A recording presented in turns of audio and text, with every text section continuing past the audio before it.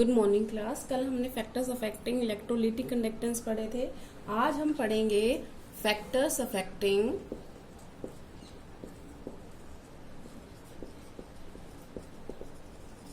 Metallic conductors. इनको कौन सी बातें इफेक्ट करती हैं? सबसे पहला जो होता है वो होता है nature of structure of metal. आप ये सॉलिड स्टेट में पढ़ चुके हो। मेटल जो होती हैं वो क्रिस्टलाइन सॉलिड के अंदर आती हैं, तो उनकी स्ट्रक्चर कैसी है, सीसीपी है कि एचसीपी है कि सिंपल क्यूबिक यूनिट सेल है, किस टाइप की स्ट्रक्चर है। तो इतना मतलब कितने पार्टिकल्स उनके आगे आएंगे जब कंडक्शन होगा तब, तो इस बात पे डिपेंड करता है। ठीक है ना। तो जितने नंबर ऑफ पार्टिकल्स ज्यादा होंगे, सोच के देखो, अगर हमारे पास सिर्फ सिंपल क्यूबिक यूनिट सेल वाली है, अगर कोई मेटल सिर्फ सिंपल क्यूबिक यूनिट सेल है तो उसमें पार्टिकल्स की संख्या क्या है? कम है। और कम है तो इसका मतलब रेजिस्टेंस कम होगा, तो कंडक्शन ज्यादा होगी। ठीक है ना। अगर मान लो बीसीसी है तो बीसीसी के अंदर तो क्या होता है, एक सेंटर में पार्टिकल आ गया तो थोड़ा सा बढ़ गया। एफसीसी में है उसमें और भी ज्यादा बढ़ गया, क्योंकि पर यूनिट सेल 4 पार्टिकल्स हैं। तो इसका मतलब क्या हुआ कि जितने जब number of particles per unit cell बढ़ते जाएंगे उतना रेजिस्टेंस ऑफ वर्ड वाले भी बढ़ते जा रहे हैं। तो इस वजह से ज्यादा कंडक्शन उनका होगा जिनके अंदर कम पार्टिकल्स हैं। ठीक है ना। ये तो हो गया स्ट्रक्चर का। दूसरा बात करते हैं हम नंबर ऑफ वैलेंस इलेक्ट्रॉन्स पर एटम। अब मान लो हमारे पास मेटल है, कोई हम सिंपल ले रहे हैं, कोई तो सिर्फ +1 ऑक्सीडेशन स्टेट में रहती है, कोई +2 में रहती है। अब जो +1 में रहेगी उसके पास सिर्फ कितना है, उसने 1 इलेक्ट्रॉन लूज करके रहेगी। वो जो +2 वाली है वो कितने इलेक्ट्रॉन देगी? वो 2 इलेक्ट्रॉन देगी बाहर, क्योंकि उसके वैलेंस इलेक्ट्रॉन कितने होंगे? वैलेंस इलेक्ट्रॉन का मतलब क्या है? ये आपका न्यूक्लियस है, इसके चारों तरफ जो चक्कर लगा रहे हैं, किसी में होते हैं यहाँ पर 3, किसी में होते हैं 2, किसी में होता है 1, किसी में होते हैं 4। तो जहां पर इनकी संख्या बढ़ती जाएगी तो कंडक्शन भी ऑटोमेटिकली बढ़ता जा रहा है। तो नंबर ऑफ वैलेंस इलेक्ट्रॉन्स क्या होंगे? नंबर ऑफ वैलेंस इलेक्ट्रॉन बढ़ेंगे तो ऑटोमेटिकली इलेक्ट्रॉन कंडक्शन, जो इलेक्ट्रॉन है वो ज्यादा निकलेंगे। ज्यादा नंबर ऑफ इलेक्ट्रॉन्स लिखेंगे तो ज्यादा कंडक्शन होगा। ठीक है, बात समझ में आ गई। अब इससे बाद आते हैं हम तीसरे पर। तीसरा है टेम्परेचर। टेम्परेचर जब इसका इंक्रीज होता है तो इसकी जो कंडक्शन होती है वो डिक्रीज करती है। कंडक्शन ऑफ मेटेलिक कंडक्टर्स की जो होती है वो डिक्रीज करती है। क्यों डिक्रीज करती है? क्योंकि मेटल्स के अंदर मेटेलिक बॉन्ड होता है ना, किसके बीच में होता है? मेटल कर्नल्स और इलेक्ट्रॉन्स के बीच में। इनके बीच में ही तो होता है मेटेलिक बॉन्ड मेटल्स के अंदर। तो अब जब टेम्परेचर बढ़ेगा तो ये इन वालों को भी क्या मिल रही है? एनर्जी मिल रही है। ये अब रास्ते में अड़ेंगे तो रेजिस्टेंस प्रोवाइड करेंगे। रेजिस्टेंस ऑफर करने की वजह से इनकी कंडक्शन क्या हो जाती है? डिक्रीज हो जाती है। जो इलेक्ट्रॉन के आगे आ रहे हैं ना फिर वो बार, तो इस वजह से उनका रास्ता क्या रोक रहे हैं, रेजिस्टेंस प्रोवाइड कर रहे हैं। इस वजह से इनकी कंडक्टेंस क्या हो जाएगी? कम हो जाएगी। ये सब आपने पढ़ लिया है। अब एक बार हल्का सा हम इसको डिफरेंस को पढ़ लेते हैं जो हमने अभी तक स्टडी किया है। हम डिफरेंस की बात कर रहे हैं मेटेलिक और इलेक्ट्रोलिटिक कंडक्टर्स की। तो इन दोनों के अंदर क्या डिफरेंस है? हालांकि शायद मुझे ऐसा याद आ रहा है जैसे मैंने आपको करवा दिया, फिर भी एक बार दोबारा करवा ले हैं। इसके अंदर क्या होता है मेटेलिक कंडक्टर्स के अंदर? मेटेलिक कंडक्टर्स के अंदर जो इलेक्ट्रॉन्स होते हैं वो कंडक्शन करवाते हैं। ठीक है ना। इलेक्ट्रॉन रिस्पॉन्सिबल होते हैं कंडक्शन में। इसमें कौन होता है? आयंस होते हैं। दूसरा, अब ये इलेक्ट्रॉन जो है वो कैसे बने थे? उसके लिए डिकम्पोजिशन की जरूरत नहीं है। इसका मतलब विदाउट डिकम्पोजिशन ऑफ सब्सटेंस। जैसे हमारा आयरन का कोई मेटल है, उसमें से कंडक्शन हो रही है तो उसमें आयरन को तोड़ने की जरूरत नहीं है हमें। ऑटोमेटिकली वो क्या है, उसके अंदर कर्नल्स और इलेक्ट्रॉन्स होते हैं तो कंडक्शन हो जाएगा, उसको डिकम्पोज करने की जरूरत नहीं है। लेकिन अगर इलेक्ट्रोलिटिक कंडक्टेंस है तो NaCl था, NaCl वैसे नहीं करेगा इलेक्ट्रिसिटी कंडक्ट। कब करेगा? जब या तो आप उसको मेल्ट कर दोगे तो Na+Cl- अलग हो जाएंगे, या आप एक्वस सॉल्यूशन में उसको घोल दोगे तो Na+Cl- अलग हो जाएंगे। इसका मतलब यहाँ पर मूवमेंट जो हो रही है इलेक्ट्रॉन्स आयंस की, वो किस वजह से हो रही है? डिकम्पोजिशन होता है यहाँ पर इलेक्ट्रोलाइट का, डिकम्पोजिशन ऑफ इलेक्ट्रोलाइट। तीसरा जो है वो हम पढ़ रहे हैं, वो जो होता है इलेक्ट्रिकल कंडक्टेंस जो होता है डिक्रीज करता है टेम्परेचर के साथ। इनका इंक्रीज करेंगे तो इसका मतलब टेम्परेचर इंक्रीज करेगा तो इनकी कंडक्टेंस क्या होती है, डिक्रीज करती है। ठीक है, यहाँ पर जब टेम्परेचर इंक्रीज करता है तो भी क्या होता है, टेम्परेचर इंक्रीज करेगा तो कंडक्शन क्या होगी, इंक्रीज होगी। इनकी कंडक्शन इंक्रीज करती है। क्यों इंक्रीज करती है वो आपको बताया था, क्योंकि जो उनके बीच में एक तरीके से फोर्सेस ऑफ अट्रैक्शन है वो धीरे धीरे क्या हो रही है, कम हो रही है। आप तोड़ने में यकीन करें, NaCl को हमें तोड़ना है ना, Na प्लस और Cl माइनस में, तो अगर हम ज्यादा टेम्परेचर प्रोवाइड करेंगे तो ज्यादा कंडक्शन होगा। ठीक है, तो इसके अंदर टेम्परेचर बढ़ने से कंडक्शन बढ़ेगा, इनके अंदर टेम्परेचर बढ़ने से कंडक्शन घटेगा। ठीक है ना। अब आते हैं यहाँ पर, ये जो कंडक्शन घटा है ये किसकी वजह से घटा था, या रेजिस्टेंस किसने प्रोवाइड किया था, रेजिस्टेंस प्रोवाइड किया था कर्नल्स के द्वारा, वाइब्रेटिंग कर्नल्स। और यहाँ पर रेजिस्टेंस जो प्रोवाइड होता है किसी भी इलेक्ट्रोलिटिक सॉल्यूशन में, तो वो कौन प्रोवाइड करता है, कल जैसे आपको फैक्टर बताया था, यहाँ पर रेजिस्टेंस प्रोवाइड हो रहा है, या तो हो सकता है उनके बीच में अट्रैक्शन हो, आयंस के बीच में अट्रैक्शन बिटवीन आयंस, इसको आप इंटर आयनिक अट्रैक्शन बोल सकते हो, या ज्यादा विस्कोस सॉल्यूशन हो जाएगा अगर, तो भी दिक्कत है, विस्कोसिटी ऑफ सॉल्वेंट, कुछ ऐसे फैक्टर है। जबकि इसके अंदर सिर्फ रेजिस्टेंस किसकी वजह से था, वाइब्रेटिंग कर्नल्स की वजह से, क्योंकि टेम्परेचर बढ़ने से जो कर्नल्स हैं वो भी वाइब्रेट करने लग गए थे, इस वजह से उनके रास्ते में रुकावट आ रही थी तो कंडक्शन डिक्रीज कर रही थी। एग्जाम्पल तो आपको पता ही है इनका, जितनी भी मेटल्स है, आप कितनी भी मेटल्स हैं आपके पास वो लिख दीजिए, कॉपर, आयरन, निकल, कोबाल्ट एटसेट्रा। यहाँ पर अगर आपने एग्जाम्पल लिखना है तो आप किसका लिखेंगे, NaCl का एक्वा सॉल्यूशन, KCl का, सीजियम क्लोराइड का, कोई भी जो आयनिक हो, ठीक है ना, उसका एक्वा सॉल्यूशन। इन सब का क्या करेंगे हम, एक्वा सॉल्यूशन और मोल्टन स्टेट। ठीक है ना, तो वो ये सब इलेक्ट्रोलाइट तभी कंडक्ट करेंगे। ठीक है, अब हम नया टॉपिक स्टार्ट करेंगे। ये टॉपिक शायद आप फिजिक्स में पढ़ चुके होंगे, जो होता है, हम बात कर रहे हैं किसकी, इलेक्ट्रिकल रेजिस्टेंस। सबसे पहले हम इसकी बात कर रहे हैं, क्या है इलेक्ट्रिकल रेजिस्टेंस। जब भी किसी सब्सटेंस में से हम इलेक्ट्रिसिटी गुजारने की कोशिश करेंगे तो 100% नहीं गुजरेगी, थोड़ा बहुत वहां पर क्या होगा, कमी आएगी, क्योंकि क्या होता है, हर सब्सटेंस के अंदर रेजिस्टेंस प्रोवाइड करने वाले एलिमेंट्स होते हैं। तो रेजिस्टेंस किस वजह से प्रोवाइड होता है, तो आपको फिजिक्स में पढ़ा होगा, आपने ओम्स लॉ के बारे में पढ़ा है। ओम्स लॉ क्या कहता है, यही कहता है ना। तो इसको अब आप ओपन करोगे तो क्या हो जाएगा, इसकी जगह पे क्या आ जाएगा, आई आ जाएगा। तो आप इसको सिंपल ओम्स लॉ को वीर से याद कर सकते हो, VIR, वीर। ठीक है, जिसको याद नहीं रहे। अब इसमें जो चीजें आई हैं ये क्या क्या है, अगर मैं बताऊं तो, वैसे तो आपको पता होगा क्योंकि आप फिजिक्स में पढ़ चुके हो। R तो जो है ये है रेजिस्टेंस, किसी भी सब्सटेंस का कितना रेजिस्टेंस है।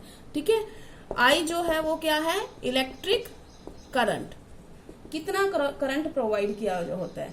और ये जो होता है V, ये होता है वोल्टेज अप्लाइड, कितनी वोल्टेज अप्लाई करी गई थी तब ये होता है। तो जैसे जैसे हम वोल्टेज या पोटेंशियल बढ़ाते हैं तो रेजिस्टेंस भी ऑटोमेटिकली बढ़ता है। ठीक है ना, ये था। इसके बाद अब हम बात कर रहे हैं कि ये आपको पता चल गया, ये होता है रेजिस्टेंस। अब जो रेजिस्टेंस होता है किस चीज पर डिपेंड करता है, रेजिस्टेंस जो डिपेंड करता है बेटा, डायरेक्टली प्रोपोर्शनल होता है लेंथ के, और इनवर्सली प्रोपोर्शनल होता है area of cross section. Area of cross section का मतलब क्या है, देखो फॉर एग्जांपल अगर मुझे इस रोड में से बिजली गुजारनी है तो रेजिस्टेंस प्रोवाइड जो इसकी वजह से किया जाएगा वो किस बात पे डिपेंड करेगा, एक तो इसकी लेंथ पे, वो तो डायरेक्टली प्रोपोर्शनल है। एक है एरिया ऑफ क्रॉस सेक्शन, ये होता है एरिया ऑफ क्रॉस सेक्शन, कितना मोटा है ये। ठीक है ना, तो इसका मतलब जितना ज्यादा लंबाई होगी उतना ज्यादा रेजिस्टेंस होगा किसी चीज का, और जितना कम पतला होगा ना वो, इसका मतलब जितना मोटा होता जाएगा रेजिस्टेंस उतना ही कम होता जाएगा। तो अगर जितना पतला महीन तार बनाएंगे उतना ज्यादा उसका रेजिस्टेंस बढ़ जाएगा। तो अब इन दोनों को अगर हम मिला दें तो ये क्या हो जाएगा, L/A। अब ये डायरेक्टली प्रोपोर्शनल का साइन है, ये हटेगा तो यहाँ पर आ जाएगा रो L/A। ये हो गया हमारा रेजिस्टेंस का फॉर्मूला, जिससे आप ये पता लगा रहे हो कि किसी भी चीज का रेजिस्टेंस है वो किस पे डिपेंड करता है, एक तो लेंथ पे, एक एरिया ऑफ क्रॉस सेक्शन पे, और हर वायर का अलग होगा। अगर हम लेंथ और एरिया दोनों बराबर भी ले लें, मान लो कोई तार हमने दोनों की कंपैरिजन कर रही है, एक कॉपर की ले ली और एक हमने चांदी की ले ली, ठीक है ना, तांबा और चांदी ले लिया, लेंथ भी हमने सेम रखी, मोटाई भी हमने सेम रखी, फिर भी किसका रेजिस्टेंस कम आएगा, सिल्वर का कम आएगा, क्योंकि उसकी रेजिस्टिविटी की वैल्यू कम है, ठीक है ना। तो ये होती है रेजिस्टिविटी, इसको बोलते हैं रो। क्या बोलते हैं इसे, रो को क्या बोलते हैं हम, रेजिस्टिविटी। दूसरा भी इसका नाम है स्पेसिफिक रेजिस्टेंस। आजकल ज्यादातर स्पेसिफिक रेजिस्टेंस ही ज्यादा यूज में है। इतना आपको समझ में आ गया। तो इससे रिलेटेड है हमारा कंडक्टेंस जो हम स्टडी कर रहे हैं। तो क्या होता है कंडक्टेंस, वो हम अभी देखेंगे, ठीक है। इतना आपको समझ में आ गया। तो अब हम बात कर रहे हैं कंडक्टेंस की। कंडक्टेंस को हम डिनोट करते हैं बेटा G से, ठीक है। और ये जो होती है रेसिप्रोकल होती है रेजिस्टेंस की। तो अगर आपको रेजिस्टेंस पता था तो आप कंडक्टेंस ऑटोमेटिकली निकाल सकते हैं। तो आप लेंथ और एरिया से भी निकाल सकते हैं, क्योंकि ये रेजिस्टेंस अगर आपको नहीं दे रखा और लेंथ और एरिया ऑफ क्रॉस सेक्शन और रेजिस्टिविटी दे रखे हैं, तो आप निकाल सकते हैं कि नहीं निकाल सकते हैं, निकाल सकते हैं ना। तो G जो होता है वो रेसिप्रोकल ऑफ रेजिस्टेंस होता है और इसे हम बोलते हैं कंडक्टेंस, ठीक है। अगर हम इसकी यूनिट्स की बात करें तो देखो G की यूनिट किसके, अब इनवर्सली प्रोपोर्शनल। R की यूनिट क्या होती है, रेजिस्टेंस की यूनिट क्या होती है, रेजिस्टेंस की यूनिट होती है ओम। तो एक तो यूनिट इसकी क्या आप लिख दोगे, ओम इनवर्स। एक तो ये बात समझ में आ गई। ओम इनवर्स को कहीं कहीं पर मो लिखते हैं। क्या लिखते हैं, मो। आप इसको ये समझ लो, इसका उल्टा ओम लिखा है ना, इसका माइनस, इसका उल्टा करेंगे तो कैसे पढ़ेंगे, MHO, तो मो, ठीक है। ज्यादातर जो यूज करते हैं हम कंडक्टेंस की, वो हम करते हैं साइमन। कौन सी करते हैं, साइमन। अब ये वाली जो होती है इसको हम डिनोट करते हैं बेटा कैपिटल S से। और एक साइमन जो होता है वो एक ओम इनवर्स। ये आपको पता होगा ओम का साइन होता है ये ओम, ठीक है ना, ये वाला, ठीक है। तो ये हमारा, हम साइमन मोस्टली क्या करते हैं, साइमन यूज करते हैं। ओम इनवर्स की जगह पे क्या लिख देते हैं, साइमन लिख देते हैं। तो दोनों का बात एक ही है। इतनी बात समझ में आ गई। अब बात कर रहे हैं हम इससे आगे, नेक्स्ट आ रहे हैं हम बेटा कंडक्टेंस जो होती है, कंडक्टिविटी जो एक तरीके से है वो क्या होती है। सबसे पहले आते, ये हमने पढ़ा है क्या, कंडक्टेंस। अब हम आ रहे हैं कंडक्टिविटी पे। क्या, किस पे आ रहे हैं, कंडक्टिविटी। दोनों में डिफरेंस है, रेजिस्टेंस और रेजिस्टिविटी में जैसा डिफरेंस है ना, वैसा ही कंडक्टेंस और कंडक्टिविटी में फर्क है। तो ये क्या था, कंडक्टेंस जो होता है वो किसका उल्टा होता है, रेजिस्टेंस का। तो हम यहां पर आ रहे हैं कंडक्टिविटी। तो कंडक्टिविटी जो होती है ये मोस्टली 3 टाइप की है। तो सबसे पहले जो हम अब पढ़ रहे हैं ये है स्पेसिफिक कंडक्टिविटी। कौन सी है, स्पेसिफिक कंडक्टिविटी। स्पेसिफिक कंडक्टिविटी कैसे होती है, किस तरीके से, इसको कहीं पर अगर सिंपल कंडक्टिविटी भी दिया होगा ना बेटा, तो इसी का यही मतलब है। इसका मतलब कंडक्टिविटी भी बोल सकते हो आप, स्पेसिफिक कंडक्टिविटी भी बोल सकते हो। अब ये क्या होती है ये हम समझने की कोशिश करते हैं। सबसे पहले इसको डिनोट किससे करते हैं, कापा से करते हैं, ठीक है। के बनाना बट स्टाइल में, ठीक है ना। तो ये कापा होता है। कापा जो होता है इनवर्सली प्रोपोर्शनल होता है रेजिस्टिविटी का। देखो अब तुम्हें बात समझ में आ जाएगी, जो कंडक्टेंस है वो रेजिस्टेंस का उल्टा है। पीछे एंस मिल रहा है ना, तो ये क्या थी, रेजिस्टिविटी। तो इसका उल्टा क्या हो जाएगा, कंडक्टिविटी। तो डिफरेंस समझ में आ गया कंडक्टेंस और कंडक्टिविटी में। कंडक्टेंस रेजिस्टेंस का उल्टा होता है, कंडक्टिविटी रेजिस्टिविटी की उल्टी होती है, ठीक है। तो अगर मैं इसका फॉर्मूला निकालना चाहूं तो क्या आप निकाल सकते हैं, इसका फॉर्मूला निकाल सकते हैं ना। तो आप कैसे निकालोगे, देखो आपको क्या पता है, रेजिस्टेंस जो होता है रो L/A होता है। ये आपको पता है क्योंकि आपको पता है कि R ये होता है। तो रो की वैल्यू क्या हो जाएगी, उधर जाएगा तो ये हो जाएगा उधर जाएगा तो A/L। इतनी बात समझ में आ गई। तो आप इसमें पुट कर दो। इसमें पुट कर दिया हमने कापा की वैल्यू, रो की वैल्यू। रो की वैल्यू क्या है, नीचे है R और फिर है A और फिर है L, तो ये 1/, हो गया एक तरीके से। 1/r को हम क्या लिख सकते हैं, अभी आपने पढ़ा है 1/r क्या होता है, G होता है, तो हम यहाँ पर क्या लिख सकते हैं, GL/A। समझ में आ गया। तो ये हो गया हमारा क्या फॉर्मूला, किसका, कापा का। तो कापा का फॉर्मूला क्या हो गया, कापा इज इक्वल टू GL/A। और बेटा L/A को हम बोलते हैं सेल कांस्टेंट। क्या बोलते हैं, सेल कांस्टेंट। और इसको डिनोट करते हैं किससे, G स्टार से। समझ में आ गया, किससे करते हैं, G स्टार से। एस्टेरिक लगा लो, स्टार लगा लो, ठीक है। तो हमारा फॉर्मूला क्या आ गया, हमारा फॉर्मूला आ गया K is equal to G और G स्टार। ठीक है, अब हम लिखते हैं, तो एक बार दोबारा से फॉर्मूला लिखते हैं हम। कापा इज इक्वल टू, क्या आया है हमारे पास कापा, अभी आपने पढ़ा था G, एक है L/A और दूसरा फॉर्मूला है हमारे पास G। और इस टर्म को हमने क्या बोला है, सेल कांस्टेंट। किसी भी सेल, मतलब कोई भी इलेक्ट्रोलिटिक सेल होगी, उसकी कुछ लेंथ होगी, कुछ एरिया ऑफ क्रॉस सेक्शन होगा, तो ये उसका सेल कांस्टेंट होता है। ठीक है, इसे बोलते हैं हम सेल कांस्टेंट। तो अभी जो ये दो फॉर्मूले आए हैं ये आपने याद रखने हैं, पेपर में कई बार इनमें से डायरेक्ट न्यूमेरिकल आ जाता है। तो अब जो जो चीजें यहाँ पर, जो जो टर्म्स यहाँ पर आई हैं उनको हम लिख लेते हैं। सबसे पहले लिखते हैं हम कापा। कापा क्या है यहाँ पर, कंडक्टिविटी और स्पेसिफिक कंडक्टेंस। ये आपको शुरुआत में लिखवा दिया था, पूरा नाम लिख लेना इसका। उसके बाद आ रहे हम G। G क्या है हमारे पास, कंडक्टेंस। उसके बाद है L। L क्या है, लेंथ ऑफ कंडक्टर।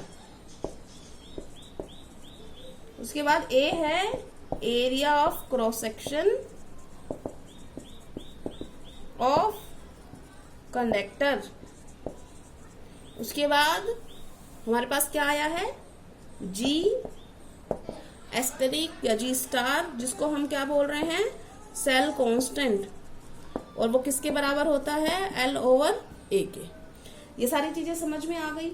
अब कोई आपसे बोलता है स्पेसिफिक कंडक्टेंस की आप डेफिनेशन लिखो, तो कैसे लिख सकते हैं, सिंपल सी बात है, मैंने आपको कई बार बता रखा है कि जो भी चीज हो आप उसको 1 कर दो।